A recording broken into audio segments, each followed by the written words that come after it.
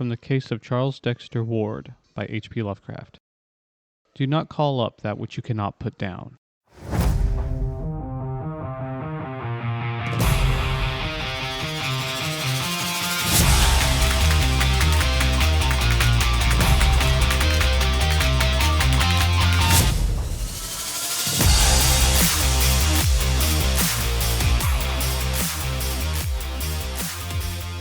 Welcome, Ruffians, to another episode of the Reading Room Ruffians, your favorite library podcast. Today we are riding the coattails of Halloween and discussing our favorite ghost reads throughout our lives, ghost stories we've heard of or lived, and as usual, ignoring Zach when he rolls his eyes at us. Words are hard to do. They really are. A few upcoming things we have. We have Kids Club in Ripley. They will be having an art night on November 12th at 6 p.m. So be sure to sign your kiddos up if they're between the ages of 5 and 10. Ravenswood's Teen Tuesday will be having a ping pong competition also on November 12th at 5 p.m. And then Ravenswood will also be holding an adult craft, and they're making cutting boards. This seems pretty cool. So that'll also be on November 12th at 5 p.m. Which is a busy day, apparently. It's very busy. And then on November 13th, our AmeriCorps LifeBridge member will be hosting a grocery and budgeting meal planning program at 5 p.m. in Ripley, and then again in Ravenswood the following day on the 14th, also at 5. So with prices today for groceries, we highly recommend joining to see how you can stretch some dollars in your wallet. The Ripley location will be hosting their biannual book sale on November 14th, 15th, and 16th.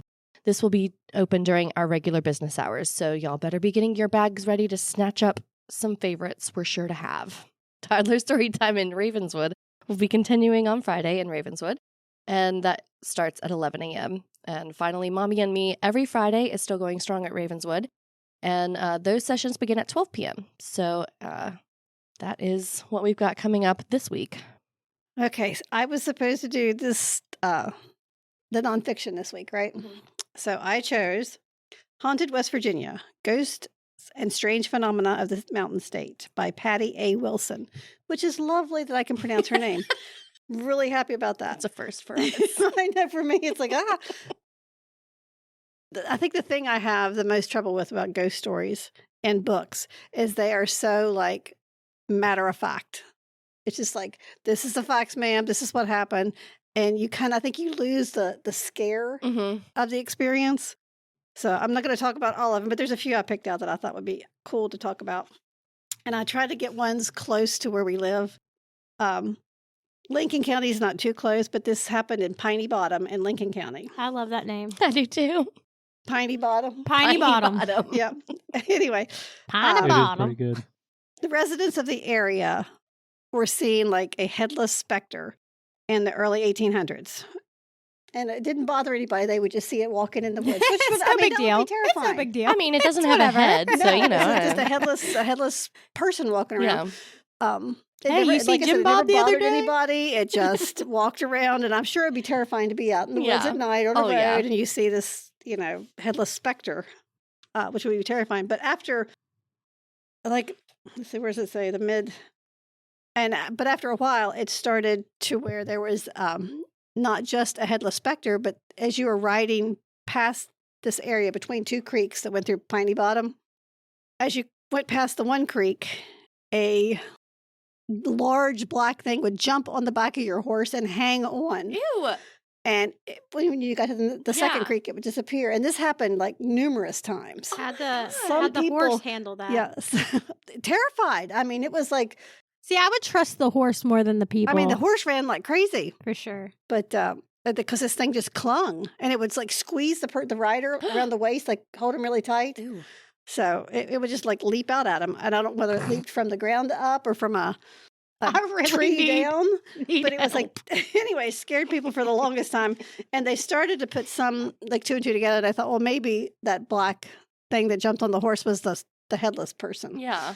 But there was, no one really stuck around long enough to investigate that. They just ran. You know what that made me instantly think of? What? There's this meme where someone's getting like held at like gunpoint and they just like lean their head on their little person. They're like, oh. The person's like, what was that? And that's what it made me think of. I was like, oh, it just wants cuddles. Oh my God. Don't think so. Don't think so. Which is why I snorted and said, I need help. Anyway, that one scared people through the 1800s for a long time. And Lincoln County, which is kind of a scary place anyway. Too far away, though. It's only it's not. like, what, an hour or two? Something like it. Maybe. Yeah. Mm-hmm. The next one I was going to bring up was the horrible ghost of the Betts farm. Oh. Now, this one took place in Grantsville in Calhoun County. And it was reported in the Cincinnati Enquirer 2 decades later, 20 years later. Yeah, I've been there. So there was this farmer named Colin Betts, and he had a little one-story structure located between the road and a stream that ran through his farm. I mean, I know there's a lot of streams, but that seems to come up a lot in the ghost stories. And there was this local peddler that went missing near his farm. And the peddler was carrying $1,000, which was a lot of money at that time. Was still a lot of money, but not near as much. Anyway, several days went by and people started missing the peddler. And they went to look for him. And they found a shallow grave alongside the road near Colin's farmhouse. Not suspicious. Well, yeah, I know, but it's like no one suspected him. And oh my God. Because he was just an upstanding guy, never did anything wrong. And he was just, he was one of those, salt of the earth type people. Yeah. But they figured that maybe highwaymen had like waylaid him and killed the peddler and took his money and stuff like that. That was what the theory was, because Colin was never charged with anything. They interviewed him, but he said he had never seen the guy that time. So they just believed him and went on. But shortly afterwards, the family's house started having things occur. Now, this sounds kind of like poltergeist activity for a while, but then it gets a little bit more violent. Was there a teenage boy? I don't know. There was all kinds of kids. You remember my book? Poltergeist was Yeah. linked to teenagers. Yeah. There was kids all over the place, so I don't know. I think he had 5 kids. But at first it started out with just like the sound of dripping water into some kind of invisible tin pan. You had drip, drip, drip. Oh my God, that would drive me and up it drove the them wall. nuts. And it was like getting on everybody's nerves, and there would be like small and terrible sounding thuds from one of the bedrooms on the second floor. Which it says second floor here, but in the beginning it said single story. So yeah, I don't know. Maybe they upgraded. I guess so. Maybe it was $1,000. I don't know. That's awful. He was never convicted of that. Anyway, it sounded like somebody had fallen upstairs, basically. And the family experienced having their bedding snatched off them in the middle of the night. Objects moved on their own. It just was getting really crazy.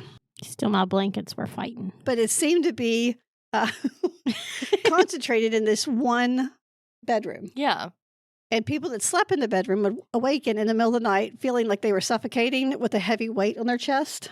And they were paralyzed, so they couldn't hardly move. They couldn't. I mean, a few of them managed to like struggle around and get it like get it like moved off. But when they did manage to dislodge it, everyone reported it being as a large black dog. It's the Grim. It might be the Grim. 2 different reactions. Anyway, I was ready. Was spooky, and you were like, "Yeah." I was ready. Anyway, the family appealed to the Reverend Wayne Kennedy, who was a friend and a well-known Methodist minister who traveled around West Virginia. And he volunteered to stay a night in that bedroom because, he was sure of his, ability to, to ward off evil.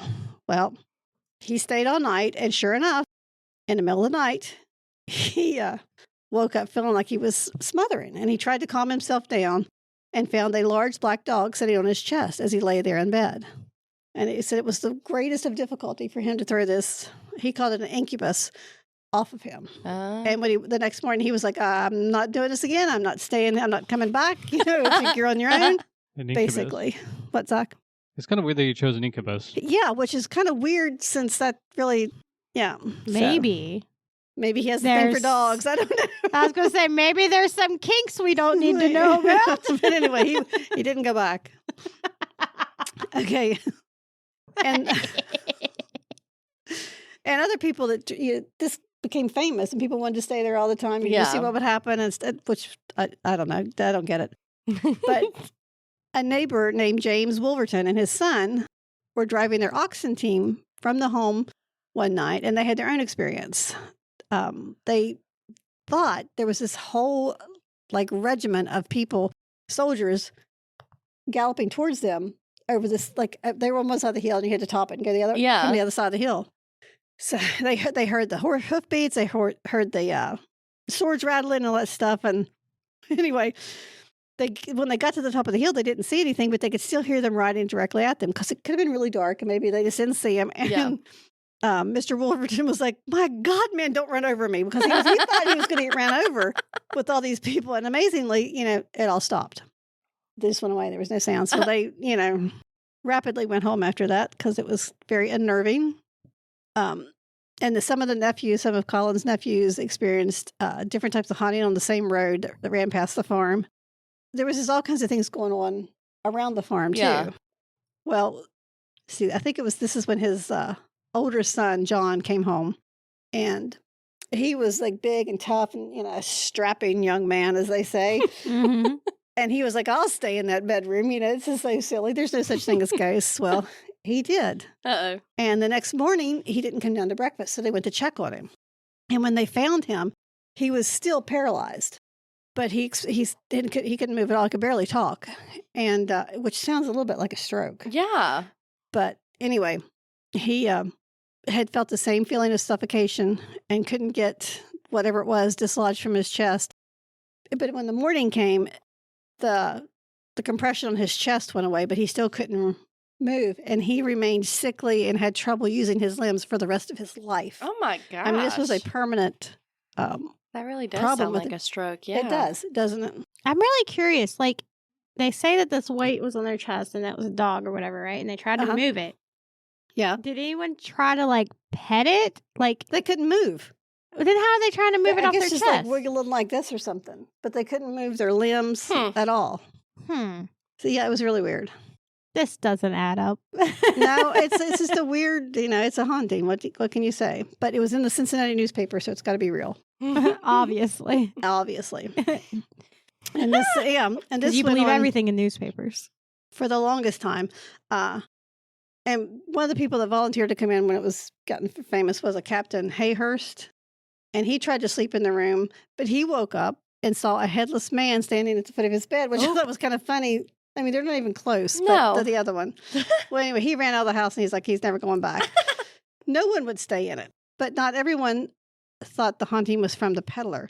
Colin's sister once stated that old Miss Riddle, which was a neighbor, she was not a mean person, had died almost about the same time the haunting started. So they never did figure out what was going on. But it affected a lot of people, scared a lot of people. I truly don't understand why so many people, one, were coming to stay at this house. Me and two, why are you all just I'll sleep in there? This is what I don't understand about a lot of people that go ghost hunting and haunted attraction stuff. I like doing stuff like that, but I'm not going to place myself in a vulnerable position sleeping. Mm-hmm. Really. They should have had two people sleep in the room, or one of them sit in a chair, or something. I don't know. Yeah, somebody set up a vigil. What if they're not getting haunted, but in fact they're hallucinating or something? Oh my Lord!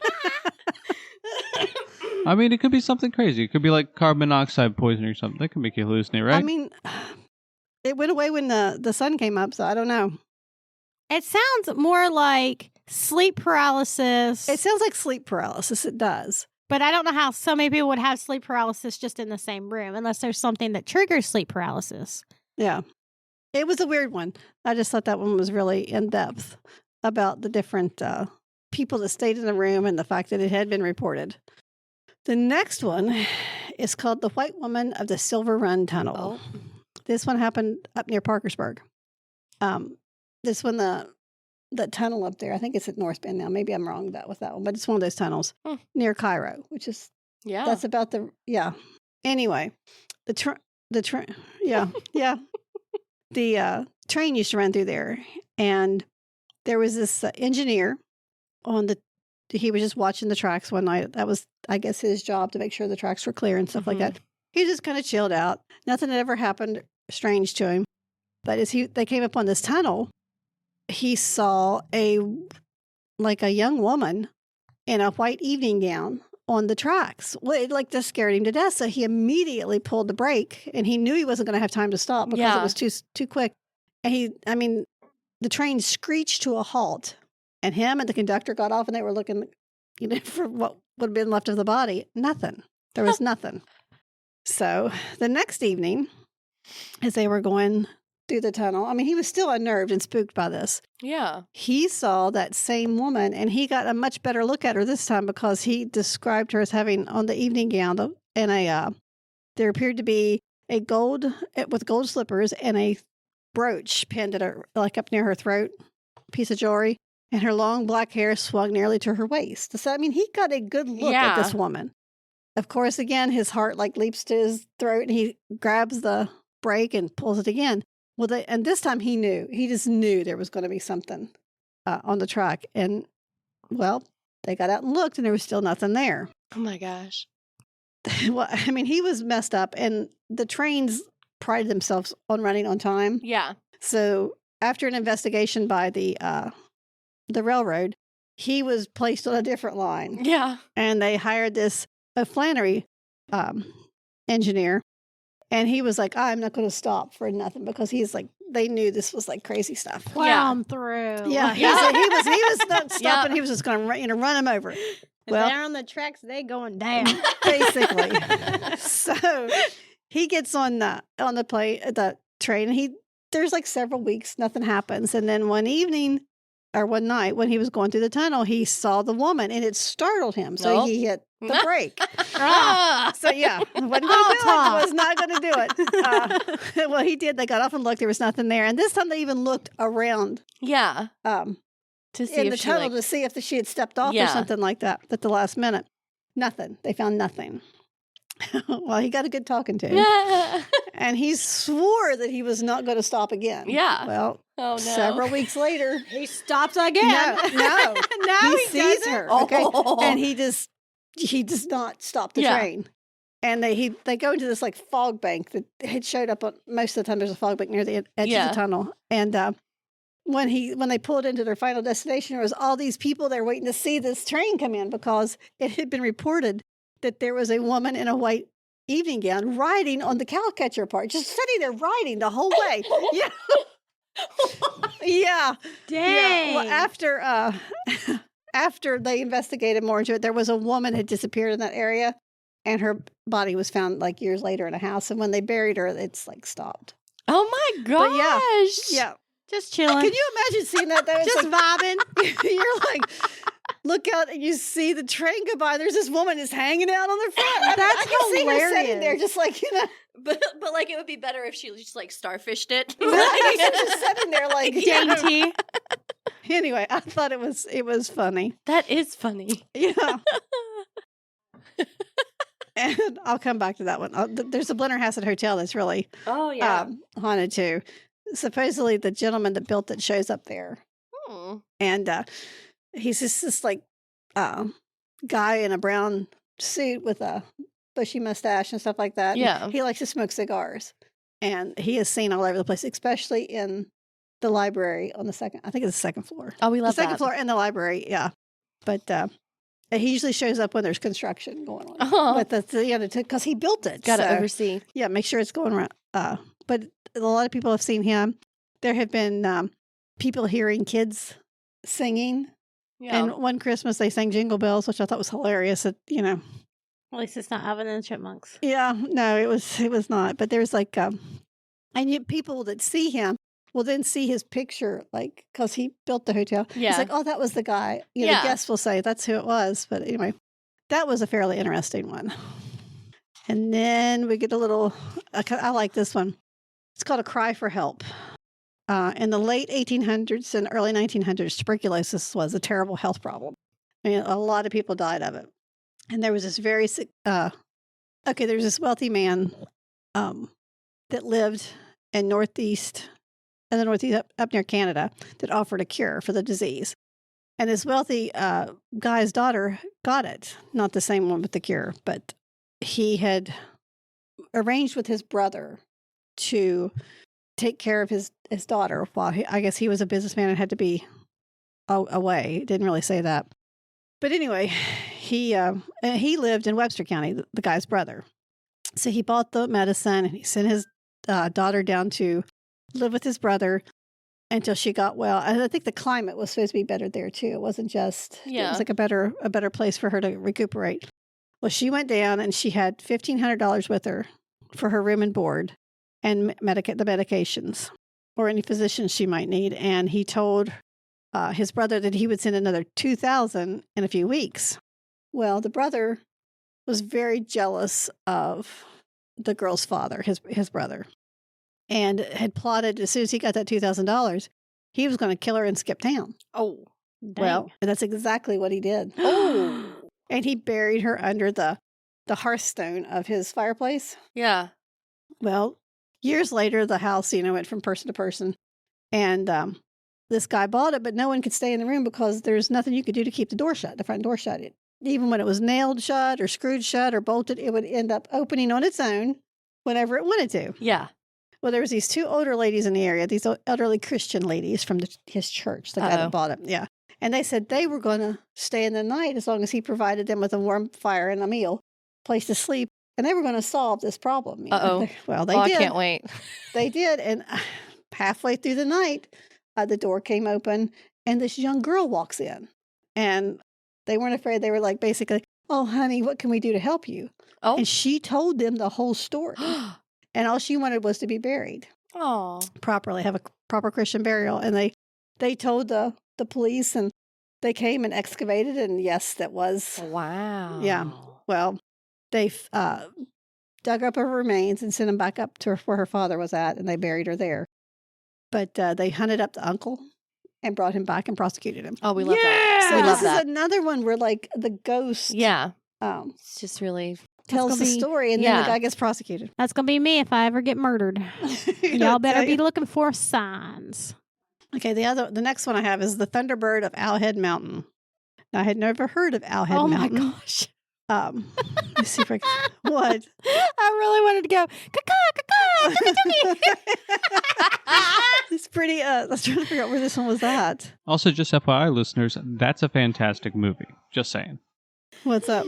Evolution. Oh, the Evolution. Yeah, it is. I love it. It's one of my, I've watched that one many, many times. It's so great. We should take it to the beach with us. Anyway, I can't figure out where this one's at. I'm not seeing it in here real quick. Oh, no, I don't see it. Okay, anyway, somewhere, I want to think it's up in in the mountain areas, like around, I want to think it's Canaan, but I could just be totally making that one up. Anyway, there was this young girl. She was sent out to check on her neighbor, which was a couple miles away because her neighbor had been sick. And people just sent their kids out like that all the time. Well, after a while, she hadn't come back. And their parents got to worrying about her. So her dad went out and looked. He couldn't find anything. So he started following her tracks. And she had was walking on the path until she got to this one area where there was a meadow or a field. And she had wandered off into the field. Yeah. So he followed her tracks out there, and it looked like she had turned around 2 or 3 times, and then they just disappeared. Ooh. The tracks were just gone. And they had search parties, and it was February. They looked 2 or 3 days, and it was like they couldn't find her, so they figured, she'd froze to death, even if she had been alive. Yeah. Okay, so, and then, who was it? It was around February 4th, a farmer named Hans Hardrick, who lived a few miles away in Rattlesnake Run, which I kind of wish I'd looked these up. Rattlesnake what? Run. Rattlesnake Run, yeah. Had his own experience. It had been cold, very cold winter, and he had went out to check on his sheep because he had brought him in close to the house and built a little shed for him. Yeah.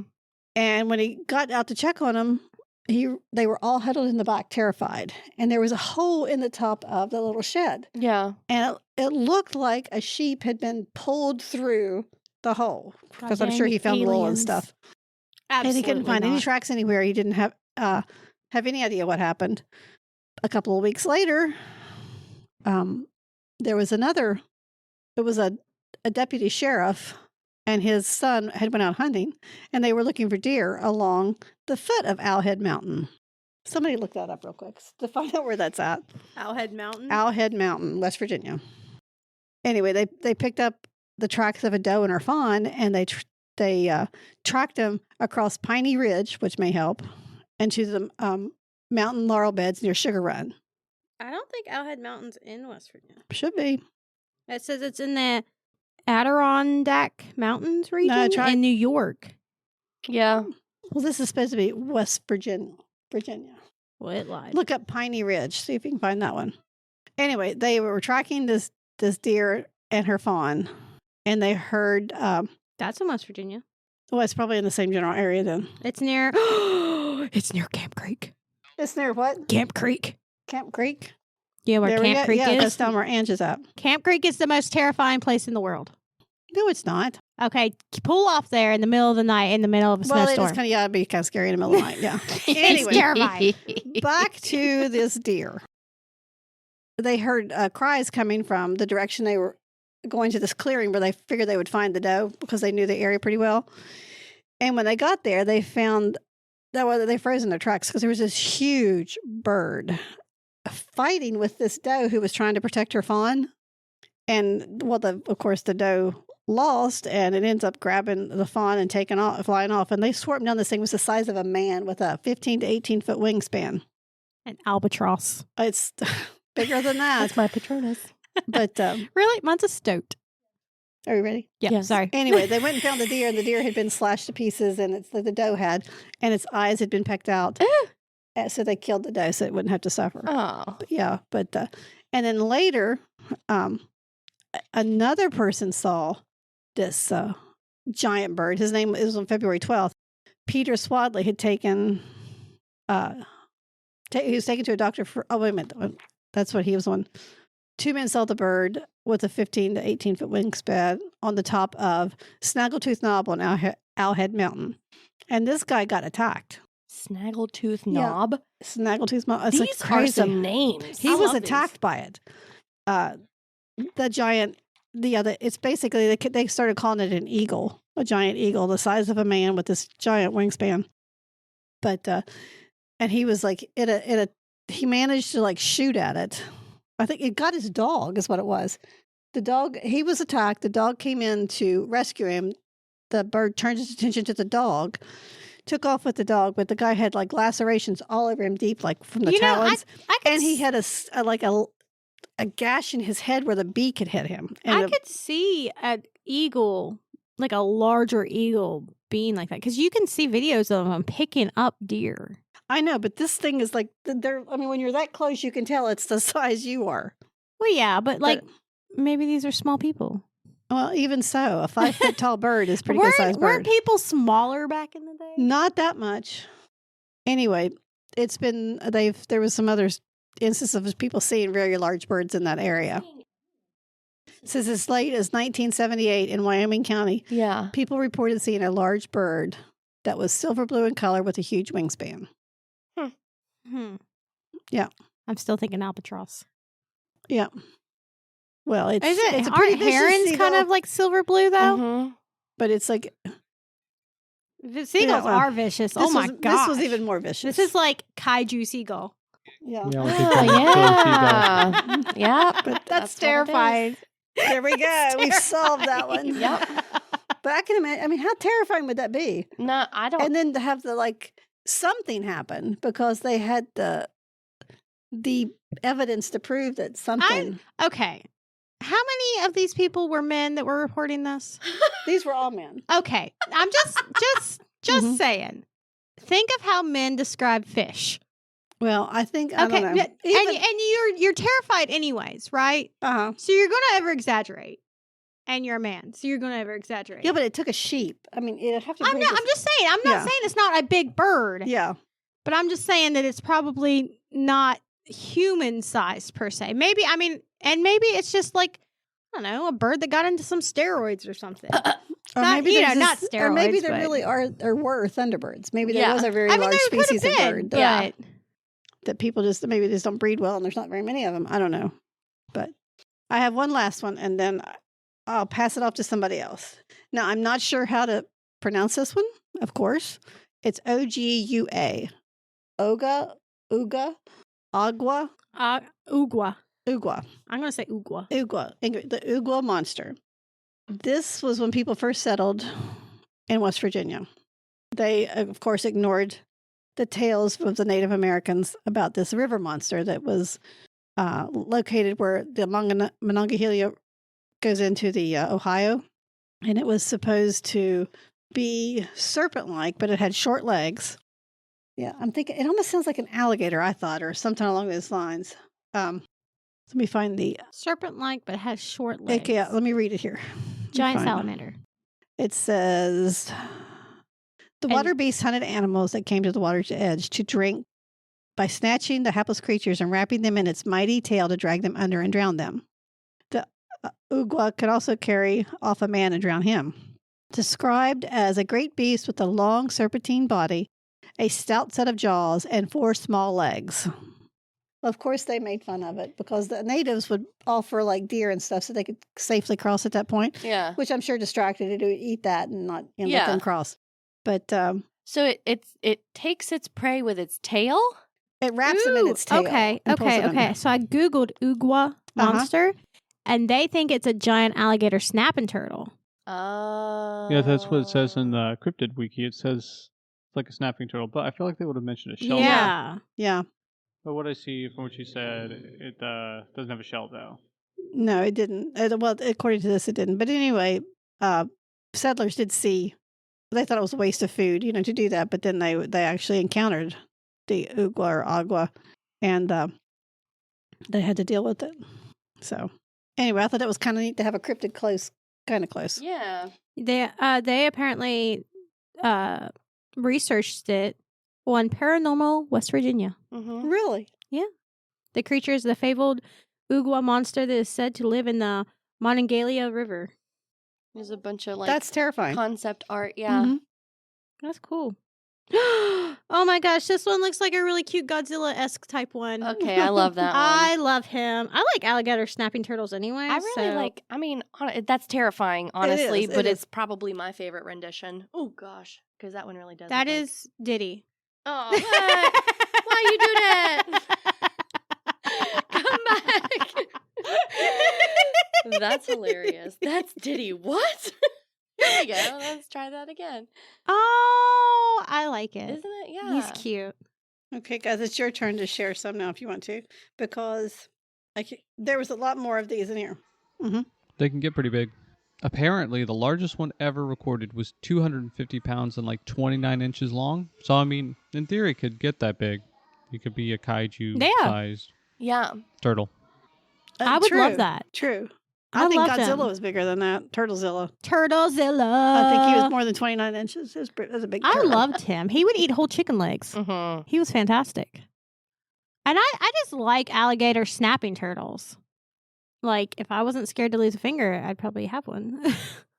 They're kind of, they don't care what they grab onto. No, and they don't let go. Have you seen the video of the guy holding one and it reaches up and bites his lip? Yeah. No. Woo! I would literally die.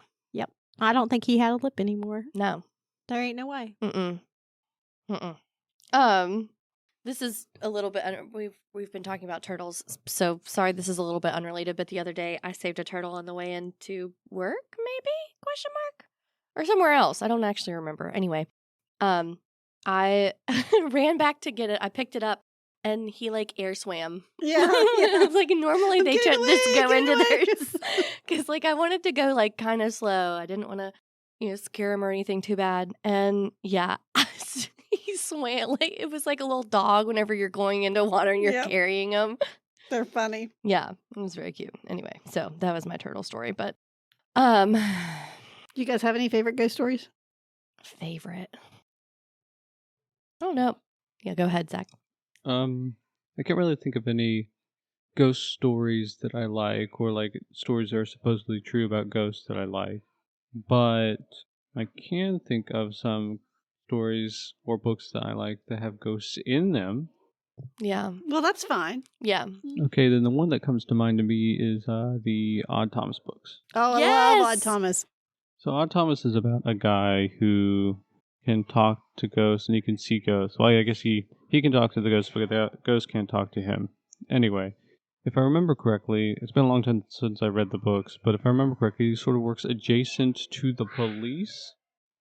Because he can't really speak to the ghosts, he sort of gets this like weird information from through like symbols or like them signaling him or something, and then he relates that to the cops basically so they can help solve murders. Anyway, the whole series is pretty good from what I've read so far. I love that series. I don't remember much about the first book, but I do know that it's very sad. It did me too. It's very sad. You know what's crazy though? You know how he like sees these things? You know, what are they called? The Bogarts or what are they called? I don't know. Like around people who are going to die soon. Yeah. All right. Well, then I also watched that show. Was it Dead Like Me? Was that the show? You remember this? We watched it together. Yeah, it's Dead Like Me. Yes. Freaking love that. All right. You know how they see things when somebody's going to die soon? Anytime I see something move out of the corner of my eye, I always wonder if it's one of those. Every single time. To this day. And I'm like, and then, you know, my Final Destination trauma comes up and I'm like looking around, I'm like, how could I die here? That and like Final Destination, that screwed up an entire generation of and kids. One of them, for sure. But like, I triggered myself this morning thinking about death and gave myself a freaking anxiety attack. Well, what did you do that for? That's silly. I was half asleep and I guess I had a nightmare about dying. I don't know. But yeah, Dead Like Me, that was a really good show. I really enjoyed it, but they canceled it. I don't understand. I know, and it was such a good show. I never watched it. Oh, it was hilarious. So good. I think I've talked about most of my ghost encounters, but I will say I haven't shared this one on the podcast. I know I've told you guys about it because, okay, so back during the last final push of Minicon prep, I had stayed to finish my my big Hobbiton painting. And a couple of people had left, I don't know, maybe like 10, 15 minutes before. And I was listening to my book, so I had my headphones on. And I knew nobody was in here with me. And even so, I had myself kind of angled so I could kind of see out the door. And that was mostly just so whenever people came up to talk to me, like I was aware that they were there. Yeah. She gets scared so easily, really too. do. Like, I was sitting at my desk and I made a noise and she went... It was literally this morning. She's like, how long have you been there? I was like, I literally have been here since you walked up. Yikes. I'm a baby. Anyway, and I don't know, 2 or 3 times I saw a shadow pass out of the corner of my right eye. And I finally was just like, I paused my book. I looked over and I said, I don't know what you want, but it's time to give it up. I'm just trying to finish this. Okay. You know, I didn't see anything the rest of the night. There you go. Yeah. Just let me finish. Yeah, guys, you just gotta talk to ghosts. They're really nice. They really Sometimes. I usually talk to mine. Yeah. Like, if I have one that's like bothering me, I'm like, can we not? Can we not? Yeah. I don't really experience a whole lot of stuff like that. It's really, really just the one here. And That, I told you all about the Dairy Queen one on the podcast, right? I don't remember. Zach, do you remember We've that? had a bunch of ghosty episodes. No, I don't think I've heard about that one. Not even, definitely not on the podcast. Okay, so I'll talk about that one if you're done. Oh, yeah. Okay, I didn't want to interrupt you. So when I worked at the Dairy Queen in Rich Creek, Virginia, there was like, we all thought the place was haunted. Like, it's just, we did. And I had never experienced anything until one night, but like there was like, things would get moved in the walk-in cooler, or you would see like some little old lady coming around the grill area, like stuff like that. I never experienced it, but the people in the back did a lot because that's where it happened at. Yeah.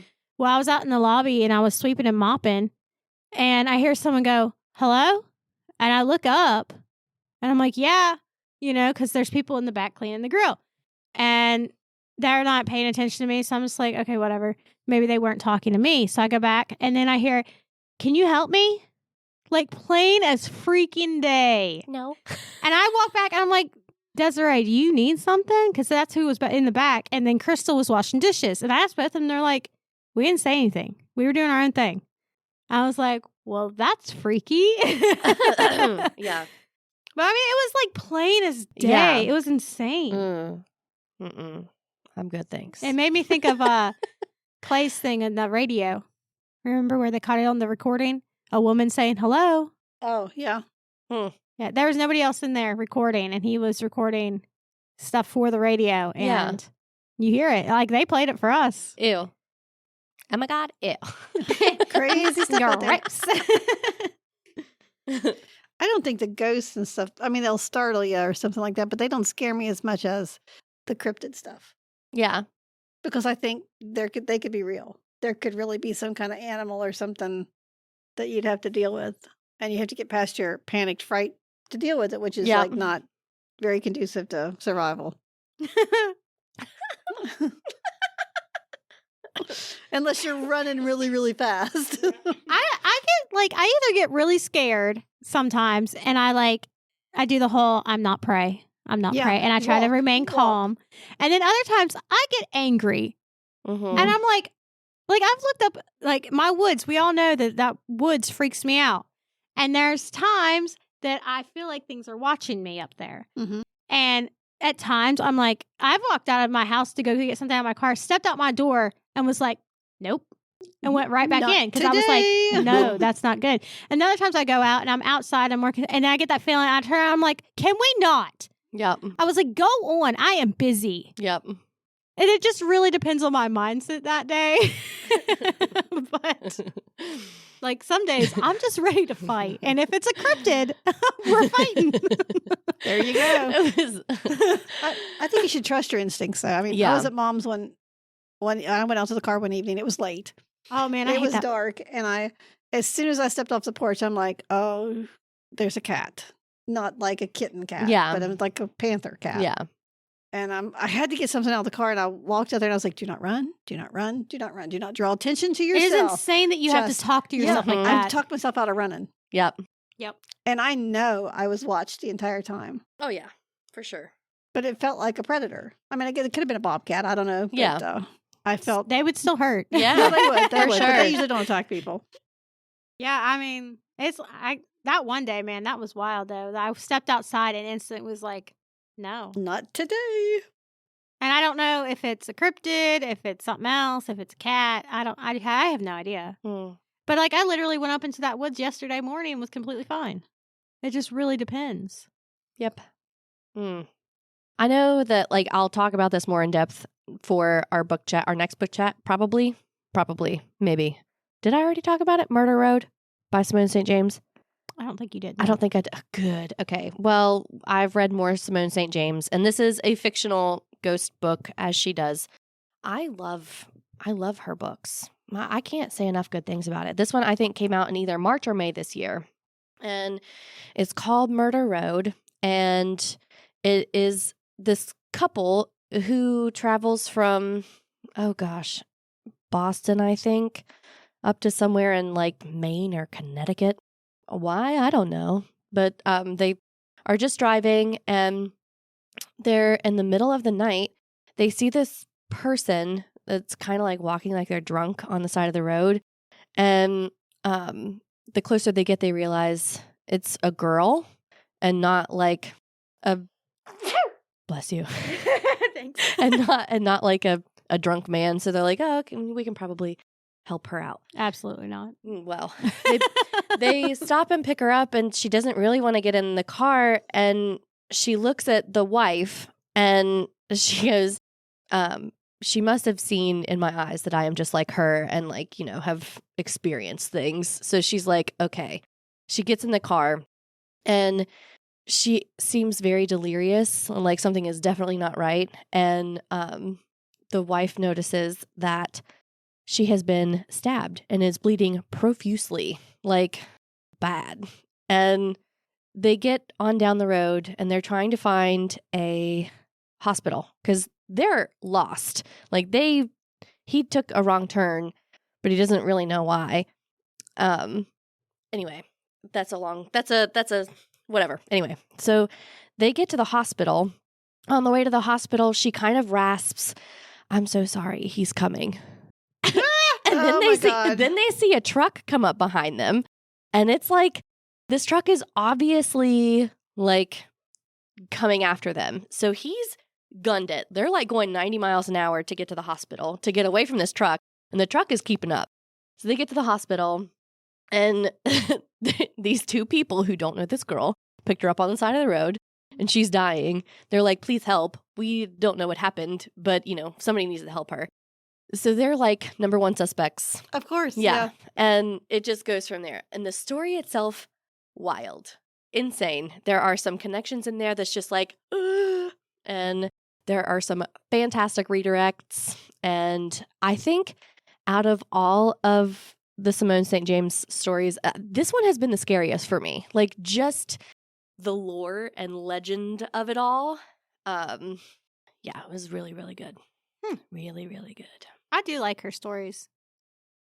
So, I've read, I think, 2.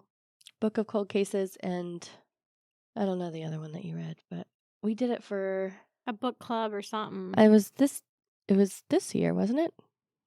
God, I don't remember. Oh, neither. I haven't really read anything lately. Yeah.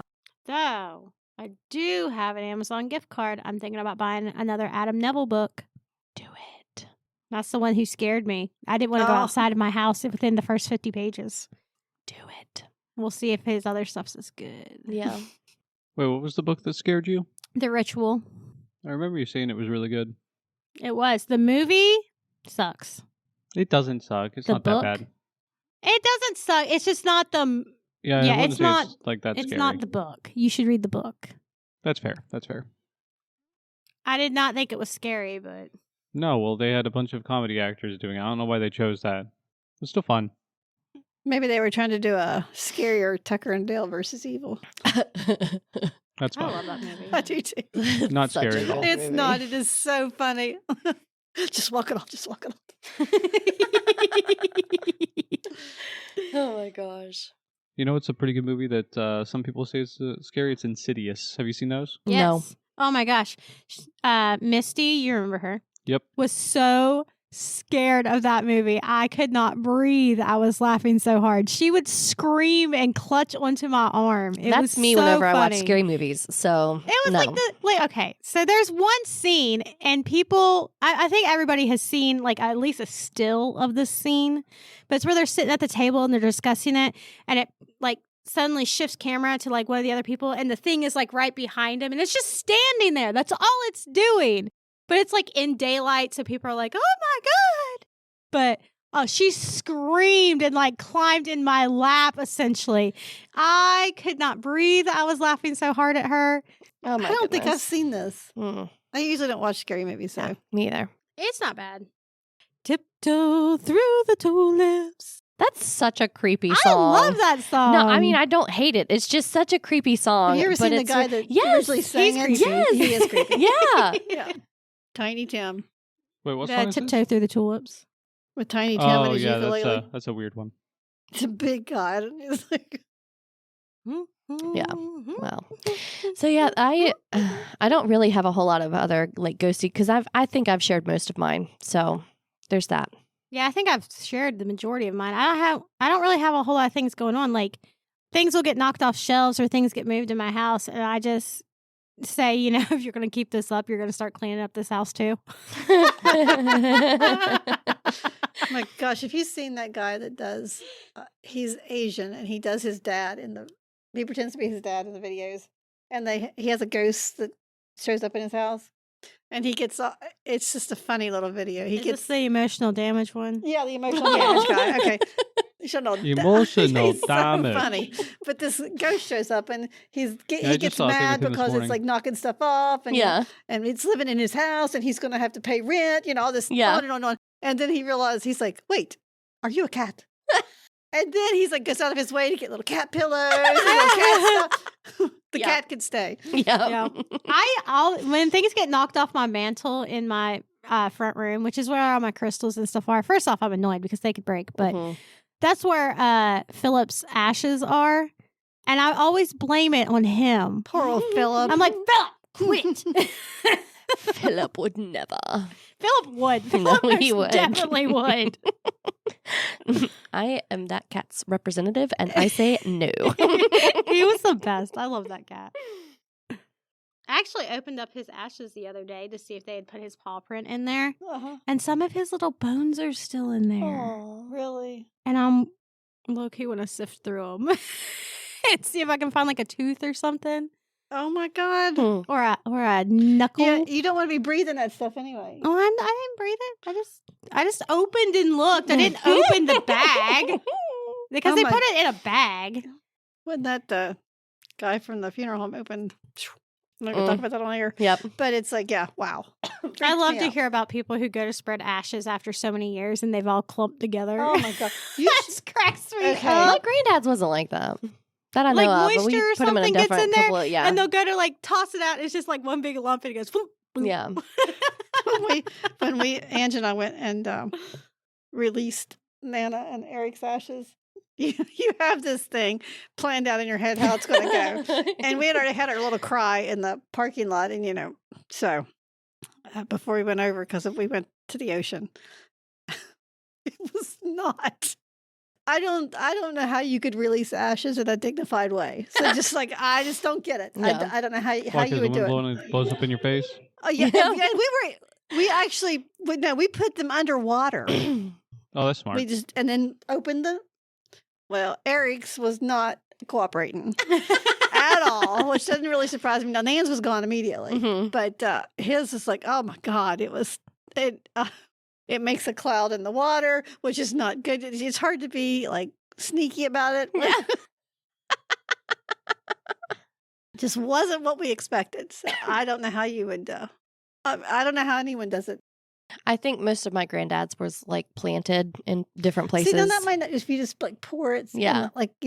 I'm gonna take you. Where I'm water, right? Yeah, your water. Okay, I'm gonna take you out on a boat, and I'm gonna grab a handful of you, and I'm gonna look at somebody and go. Don't do it, man. Then I'm not going to have you do it if that's what you're going to be. I'm teasing. No, you're I not. might No, blow. you're not. I won't blow it at somebody, but I am going to blow it out there like Don't, that. because if you're on a boat, there's going to be wind. I'll be stopped. It doesn't matter. It does not matter. Well, Trust then the me. wind can blow it for me. It will be up in your hair, and it's like Well, it's going then to be you'll creepy. always be with me. Take a shower, man. Take a shower. Won't you love that?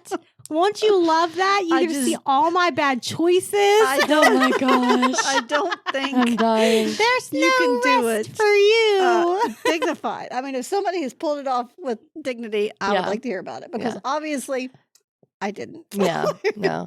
Yeah, we did part of my granddad's up in New York at like our family vacation spot, and Dawson was a toddler. And so my dad, Dawson's granddad, had Dawson like just take a handful and kind of sprinkle it over the flowers after he had already planted some. Oh my God, it was the sweetest thing. Okay, now I'm just curious if you could do this. You know those smoke things that people do at baby showers? Yeah. Could you do that with people though? Because that would be like it's not in your face that way and it's shooting out. But like a more dignified way to do it. But like that kind of Maybe I don't know. Maybe. I don't know. I think it's just it doesn't turn out the way you have it in your head. Yeah. I was just curious. It's like the woman that took her husband up in a plane. I don't know what she was thinking there. No. Yeah. You open the door. There's all that wind. No. It's just like. There's got to be a way to do it. Are you thinking of firing out like an air cannon? That's what I was just basically saying. Yeah. I mean, I guess that'd probably work. It would go further away. You just also have to make sure that you're upwind, not you're shooting like a shirt downwind. cannon. Yeah. Yeah. Or a potato cannon. Fireworks. What if you put it in with fireworks? I don't know how that would react. I really want to be Mythbusters right now. That should probably work. I mean, they put stuff in fireworks anyway. I think you should like put a little bit of water and let it set up, and then. Yeah. I thought you wanted to be made into a diamond. Is that not the case anymore? No, she's changed her mind. Now she's mind. getting cremated Because and I figured- separated into 4. I want to be a tree. That's what I want to do. And I want like a little wicker basket coffin. Mm-hmm. I probably... And then I want you to plant a tree on me. And then I really, really hope that its roots grow into my bones. Mm-hmm. Okay, why are you looking at me? I'm the one that's supposed to go first. I'm just saying. Just saying. Okay, let's be honest, people. I make bad choices. And I got a mouth on me. Yeah. If I make it to 80 without being murdered, it's going to be a miracle. Oh my goodness. Silly. So you got 50 years. 50 years. Yep. I only got 20, so. To keep my mouth shut. Do we have any other final thoughts here? Wait, 20 years before you die? Before I'm 80, yeah. That's disgusting. Dude, has she talked to you about the ribbon thing? The ribbon thing. Has she mentioned this to you? Yes. Yeah, we talked did about I it. tell you about Like, that? I don't know. It's been a couple of months ago. Did I tell you, Zach? Okay, I don't know somebody what this is. brought up, it was on a Wednesday. It was when Amy was here. We brought up their mother dying and like how hard it would be to lose a parent, blah, blah, blah, blah. And I was like, my mom's not allowed to die. I watched this video. This guy took this ribbon and he held it up and he was like, okay, this is how much the average time is. Like he had it numbered into years. Yeah. It's like the average person lives this long. And he's like, I'm like, I don't know, 50 something right now. So he tore off the bottom part of that. And then I think it was above, maybe it went to 100. He said, but most people, I think it was men, live to be like 70 something. Yeah. So he tore off from 70 on. And he's like, this is how much time I have left. Yeah. And it was like, it was such a dramatic, Yeah. a visual of how much time a person has and how precious that time is. She talked to me about this over Dairy Queen one day. Mm-hmm. And I was We like, talked why? about this on the Why are podcast. I mean, Zach didn't have to be there, but I find it hard to believe it. Yeah, I do remember Yeah. this now. I don't remember what episode it was, but It's a disgusting thought to think about. It is it a really very is. I poignant refuse thought. to and very- believe that. Guess what? I'm sewing ribbon onto your ribbon. she's gonna wake up with extra room and be like, "What?" Now remember, you don't have to live forever, but you have to live long enough, to get to the point where... Get the immortal genes. Well, I mean, there's two things. There's the singularity, which is where we take our consciousness and we put them into computers. And there's also the thing where medical technology gets good enough that it keeps extending your life and you just get older and older based on that. Uh-huh. There you go. Can't remember what that's called, though. Something. Either one. We're good. Immortality. It's called immortality. I'm hoping that we figure out how to do cryogenics and or the head things like in Futurama.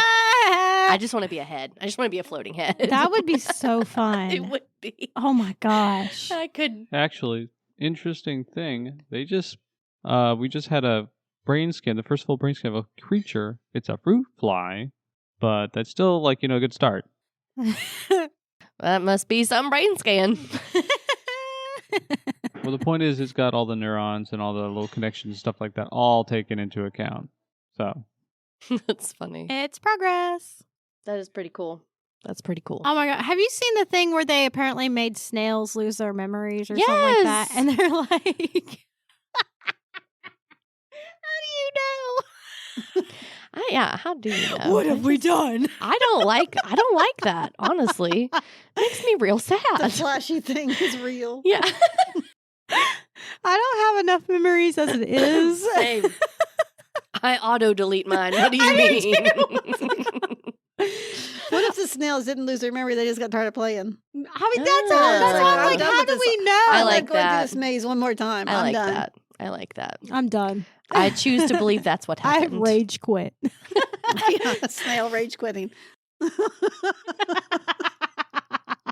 you ever watched a snail eat? Oh my god. Yes, they're I love so to watch cute, them though. eat. Yeah, they just open up the mouth, they go like, ow. I ow. know. I love it. It's ridiculous. So cute. We have wandered. Yeah. Okay. All right. Well, Nonfiction and snail rage. that's it. That's it for our final thoughts there. I don't know. I think as a bird watcher, I should find that thunderbird. Yeah. You think? You know what? Yes. With a large gun, maybe just in case. maybe just like a I trank, really- a trank oh gun. my god, I really thought you were going to say a large gut. Like you were hoping this Thunderbird had a large gut. Bear belly, Yeah. That's right. bear belly thunderbird. I It just is want to from spot West it from a Virginia. distance. I really don't want to get up close to it. We got But then we definitely get ice cream with that one. yeah. bud. Yep. Hey, do we get ice cream because Anton saw that eagle the other day? Maybe. Oop. Wait, what eagle did you We see? saw a bald eagle on the way to Charleston. Ooh. Oh man, there's a pair up in New York that roost in some of the trees close to our vacation house. Oh man, it's so cool. They'll just be like so majestic in the mornings. Mhm. Yeah. Okay. All right. So Final thoughts. final thoughts. All right. Okay. Our next episode, we will be doing Zach's deep dive pick. Hope you're ready because we don't know what it is. Yeah, Pick a small book. Carla kind of combined our ghost episode with her nonfiction, so we just had to fly by the seat of our pants there. I thought it was my nonfiction. Well, it technically was. nonfiction. I wasn't sure if you wanted to do a nonfiction yet, or if you wanted another week. So I just kind of said we would be doing like ghosty stuff, just in case. But well, I did do ghosty stuff. Yeah, you did. Yeah. So. Yeah, I couldn't choose House of Leaves because they won't let me. Make it small. Yeah. Yeah, please. Okay, so then we're going to have a new book chat and then a new curiosities from Ariel and myself. And we have nothing. So it's just a month of surprises for y'all. Woo! We should have some more people in soon too, shouldn't we? Yes, Some yep. And then authors. after our curiosity, we will have another guest. I'm not telling you who it is yet. But probably the next episode I'll reveal all. But you I can't want get Jasper to come on all the time. I thought me he was too. so cool. That was such a fun episode. He also gave us a lot of extra info for the patient, which was really fun. Mm-hmm. Like really, really fun. So, all right. We hope you enjoyed today's episode.